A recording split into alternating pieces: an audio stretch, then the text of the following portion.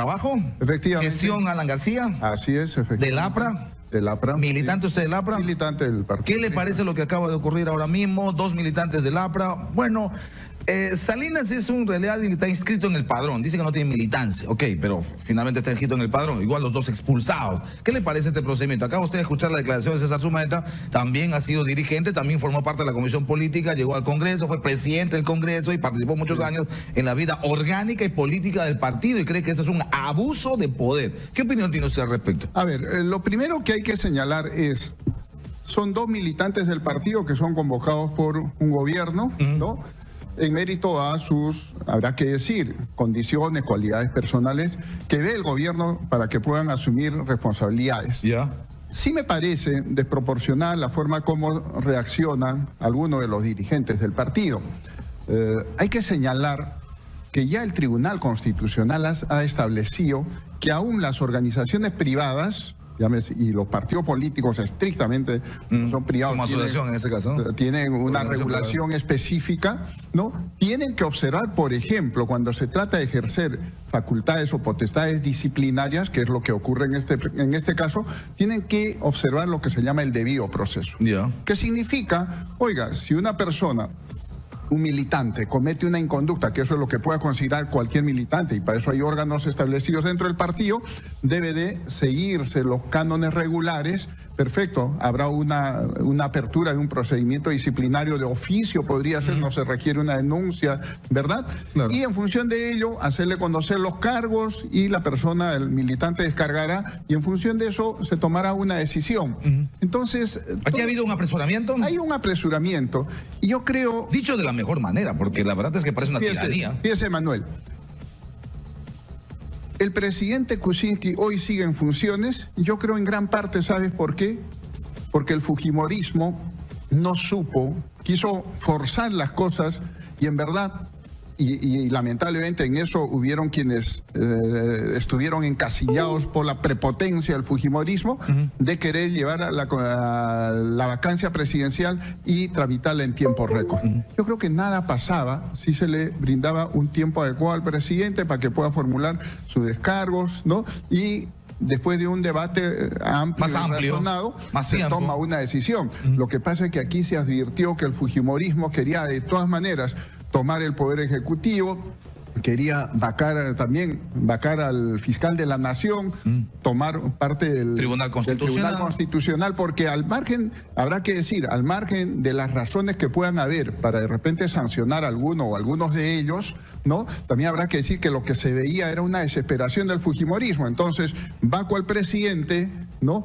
De repente ya había el tema de, también si asumía Vizcarra, veíamos con el tema de Chinchero, en fin, otros temas, ¿no? Y de repente terminábamos con el señor Galarreta, el presidente. Era lo más probable. Era lo más probable. Y con lo cual yo creo que, bueno, allí habrá que decir, esa falta de mesura, habrá que decir, ¿no? Y de soberbia también hay que decir, porque el fujimorismo estuvo actuando soberbiamente. Pero el fujimorismo con el APRA también, señor Villasante. No, Mulder, Elías, 3 votos, ¿verdad? Bueno, votaron, sí, votos, efectivamente, con sus propias razones. Incluso, ¿no? Con bronca incluida, o sea, pero, eso que se viralizó de Mulder realmente diciendo... Pero fíjese, Manuel, una cosa tan gruesa del Castillo. El tema es que, por ejemplo, en el caso del APRA, y no me va a dejar mentir, el caso de Mulder, Elías y eventualmente Javier Velázquez, por ejemplo, ellos no estaban en el tema del fiscal de la Nación. Ya Mauricio Mulder había señalado, las cosas hay que separar la paja del trigo, ¿no es verdad? Entonces tampoco era hacer un cargamontón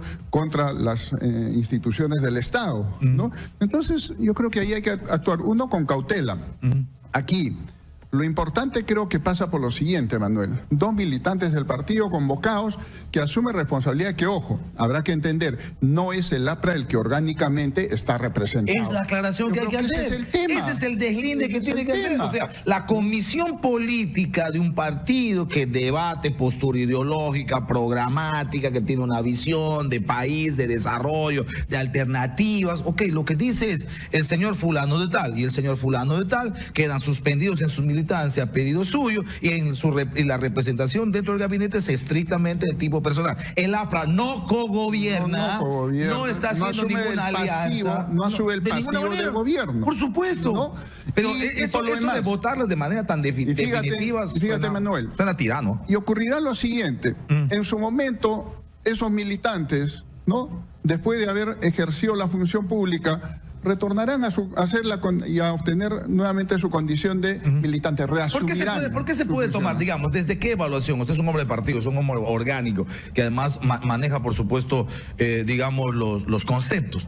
¿Por qué podría ser una felonía trabajar para un gobierno que en concreto significa trabajar para el Estado? Porque y usted ha sido un ministro, ha tenido ese encargo extraordinario que significa servirle al país. Y no solo como ministro de Trabajo, porque entiendo que usted ha estado en producción y agricultura también. Así es, efectivamente. Okay. ¿Desde dónde se puede entender que responsabilizarse de una cartera ministerial en el gobierno, a menos que sea, por supuesto, una satrapía, a menos que fuese una dictadura desembosada, clara, en el que los derechos constitucionales están definitivamente violentados, en donde haya pronunciamiento internacional de la OEA, de la Corte Interamericana, donde seamos unos apestados internacionales y, por supuesto, usted no se va a prestar a un gobierno que está... O sea, ¿por qué puede ser una felonía eso? Mira, el adjetivo me parece exagerado y desproporcionado con dos militantes. Conozco a los dos. ¿Conoce usted a los dos? Conozco a los dos. Javier Barreda fue viceministro. Fue viceministro de Trabajo. Del Ministerio en el Viceministerio de Promoción de Empleo, cuando yo ejercía el cargo de ministro de Estado. Okay. ¿No?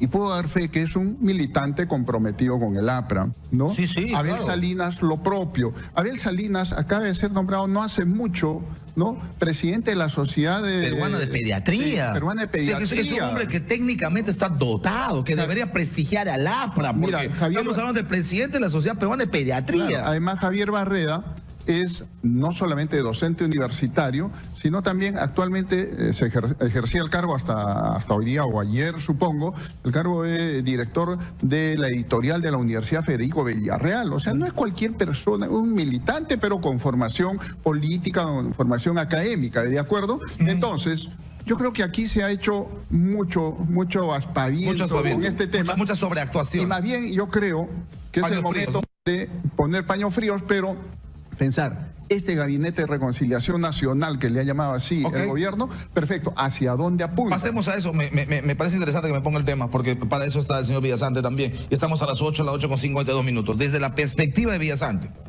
¿este es un gabinete de reconciliación? ¿Realmente será un gabinete de reconciliación? Vistos ya los rostros, vistos los nombres, vistos los carteles, vistas las trayectorias de quienes conforman a partir de las 4:00 de la tarde de hoy este gabinete, ¿realmente apunta bien al objetivo de que sea reconciliación?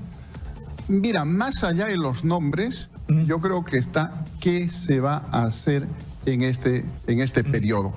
Y yo por lo menos no he escuchado al presidente de la República el día de hoy con un mensaje claro. ¿No le escuchó claro? No, claro. O sea, ¿Qué le faltó? ¿Qué le faltó? Generalidades. Bueno, decir, vamos a trabajar y no vamos por el ciudadano, porque él ha dicho cosas, digamos, él ha dicho cosas como unirnos para combatir la pobreza. Habló de reconciliación, habló de lucha contra la corrupción, habló de que se le pide resultados, habló de que hay que cumplir con la esperanza, habló de que un Perú más próspero y seguro, habló de que hay que poner el Estado al servicio del ciudadano, habló de que hay que poner las diferencias a nuestro lado, habló de que hay que hacer la revolución social y supuestamente este es el vehículo, este gabinete es el vehículo. Así es, revolución social que dicho sea paso la anunció el 28 de julio en su mandato de investidura. Pero que al día de hoy tampoco vemos cosas concretas. Y si me permites, Manuel, ¿cómo no? Yo creo que hay un primer gran tema que el presidente tiene que dejar en claro. Y me parece que ayer, por ejemplo, en la reunión que tuvo con los gobernadores regionales, comete un exceso cuando dice, por ejemplo, que el pedido de vacancia, las razones del pedido de vacancia no se llegaron a aprobar o eran sobredimensionadas. Discúlpame, esos temas están siendo actualmente investigados en la Fiscalía y en la Comisión Lavajato. Entonces el presidente Kuczynski, por favor, no puede venirnos a decir que él ya salió limpio de esto y que él no tiene nada que ver con la corrupción. Ojo, creo que hay que separar las cosas por cuerdas separadas. Las investigaciones deberán ir por un lado, ¿no? Y por otro lado, sí tiene que efectivamente asumir la responsabilidad que le corresponde al Ejecutivo. Y allí creo que los ministros juegan un papel importante, ¿no es verdad? En la medida en que el ministro es el responsable del sector, es el que dirige la política del sector. Entonces yo diría, reconciliación, por ejemplo, sí. Trabajadores que fueron despedidos, por ejemplo, en la década de los 90, que hasta hoy no han sido reparados en la afectación de los derechos que fueron conculcados en la década de los 90. Hay que reconciliar a esos trabajadores y hay que reponerlos y, en su caso, reparar el daño que se les causó, ¿no es verdad? Como también a las víctimas del terrorismo, tanto a las que pudieron haber venido de parte de excesos de las Fuerzas Armadas o policiales, pero también a las víctimas del terrorismo del Sendero Luminoso y del MRTA, ¿no es verdad? Claro. Porque aquí mucho se habla, ¿no?, de la época del terrorismo, y al Estado se le carga todas las responsabilidades cuando también hay grupos que fueron los responsables, ¿no es verdad? Sí, claro, sí, entonces tiene que haber efectivamente políticas claras. ¿Cómo acercamos al Estado a los agricultores, por ejemplo? Hoy que están en plena huelga los paperos.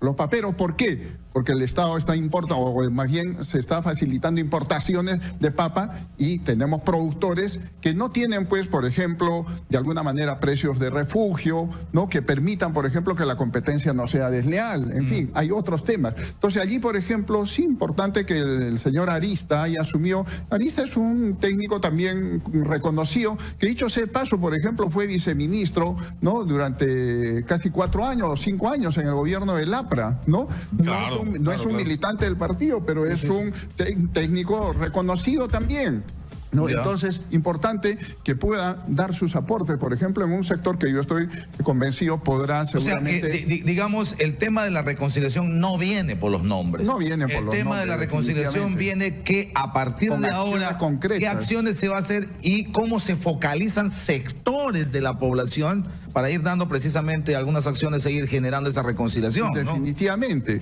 ¿no? Uno diría reconciliación, por ejemplo, con los quienes son afiliados en las AFPs. Oiga, que no se nos siga, pues, proyectando las pensiones de aquí a pensando en que uno va a vivir 110 años. A ver, rebuscámosla a plazos más razonables, que podamos, por ejemplo, establecer en el tema pensionario una pensión mínima, ¿no?, que puedan otorgar las AFPs. Las AFPs no están obligadas a otorgar una pensión mínima a sus afiliados. Claro, por ejemplo. Y hay pensiones que son por demás irrisorias, ¿no es verdad? Entonces hay temas que tenemos que avanzar. La formalización laboral, ¿no? Este gobierno, dicho sea de paso, ofreció el presidente Kuczynski, dijo que una de las metas de este gobierno iba a ser de que al final de su mandato, ¿no?, 7 de cada 10 peruanos estuvieran cubiertos por seguridad social. ¿Cuánto se ha avanzado en formalización? La verdad que poco o casi nada. Entonces, esos son los grandes retos y la reconciliación que efectivamente el país requiere y demanda, ¿no es verdad? ¿Y confía que puede darse? ¿Le ve talla al presidente? Bueno, después de todo lo que está ocurriendo, yo creo después del tema de que lamentablemente hay un descrédito, después del asunto de que se siente una carencia de liderazgo clarísima, sí, yo creo después que el presidente... del dime y direte, de la ida y de la vuelta. Bueno, tenemos que hacer un acto de fe y habrá que decir, el presidente creo que ahora tiene una enorme responsabilidad. Dejar de lado los bailecitos como los del día de la votación, que me parece también, pues, absolutamente fuera de contexto, ¿no? O sea, saliendo de una situación tan complicada para el país, salir a hacer los gestos del bailecito, no estamos para eso. El país requiere mucha seriedad, responsabilidad y un presidente que ejerce efectivamente el liderazgo. El problema de la inestabilidad política que hemos vivido en los últimos tiempos se siente principalmente en la relación ejecutivo-legislativo. Así es. Bueno, más allá de que haya razones a veces más que otras válidas o no. Ok.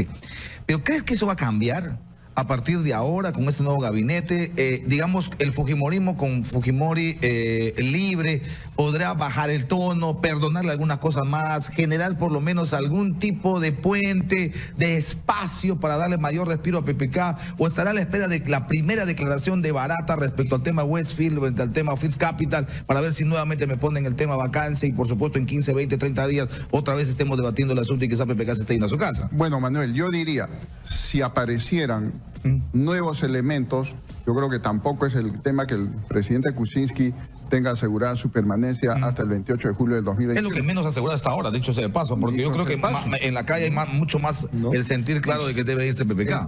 Entonces, yo creo que ahí se tiene que andar con cuidado. Y como decía, cuerdas separadas, pues finalmente Un tema es la lucha contra la corrupción y efectivamente, si estamos comprometidos, bueno, el presidente tiene que someterse a todas las investigaciones, aclarar lo que haya que aclarar, ¿no? Y por otro lado, no tiene que olvidar que tiene que seguir conduciendo los destinos del país. Y para eso contará con ministros que efectivamente lo ayuden. Pues se reclamó mucho ministros con una mayor ¿Siente que hay eso social. O mayor manejo político en los nombres? Usted ha visto, bueno, Barreda evidentemente tiene información política. Mira, me imagino que le va a ayudar enormemente en eso. Pero uno diría, de repente otros nombres todavía uno no los conoce, ¿no es verdad? Ya. ¿No? Entonces, no, pero digamos, desde el conocimiento público, lo de Barreda, lo de Jorge Meléndez, que bueno, sí, pues es de bancada, se supone que algo de política ahí debe también manejar. habrá que tener cuidado, que siendo de bancada y de partido, obviamente no se convierta el MIDIS pues en propiedad de un partido, ¿no es verdad? El MIDIS yo creo que... electoral, en coyuntura de campaña. ¿No es verdad? ¿No? El MIDIS creo que tiene una enorme responsabilidad de profundizar políticas de inclusión social, de mejorar aquello que se ha venido haciendo. En políticas sociales... Hasta ahora se ha estado manejando rostros muy técnicos en esos tipos de ministerios, ¿no? En esos ministerios. Rostros técnicos, sí, y entonces lo que habrá que decir es que primero hay que considerar que el MIDIS tiene que mantener políticas de Estado que vayan más allá efectivamente de quienes estén en la gestión. Entonces, la pregunta es, ¿estamos efectivamente reduciendo la pobreza, por ejemplo, en los niveles en los que deberíamos seguir reduciendo? ¿No? Claro, desde el gobierno del APRA nosotros dijimos, oiga, 20% de reducción de pobreza. ¿Cuánto redujo el presidente Humala y cuánto gastó en políticas sociales? Gastó mucho más dinero que el que gastó el gobierno del APRA, pero la pobreza no se redujo ni 5 puntos, ¿no? Y el empleo, aunque eso es más complicado también de hacer. Y el empleo, por ejemplo, el empleo cada año, ¿no? Cada año el desempleo más bien fue creciendo, ¿no? Entonces son factores que hay que considerar. Muy bien. Jorge Villasante, exministro de Trabajo, ha estado con nosotros aquí en Exitosa. Le dejo muchísimo. No, gracias. Muchas gracias. Con él me voy a la pausa y voy a regresar con Juan Manuel Benítez, exministro de Agricultura y Riego. Hoy que los paperos están en paralización de 72 horas, hoy que hay nuevo ministro, hoy que varias carreteras han sido tomadas, hoy que el tema de la papa nos trae también el tema del arroz y los aranceles que hace muy poco tiempo han estado en protesta. Igual nos trae el tema de la producción de leche que también ha estado complicada, el tema de cafetaleros, el tema de producción con el asunto de peces, con el tema de anchoveta y la producción en general en el país.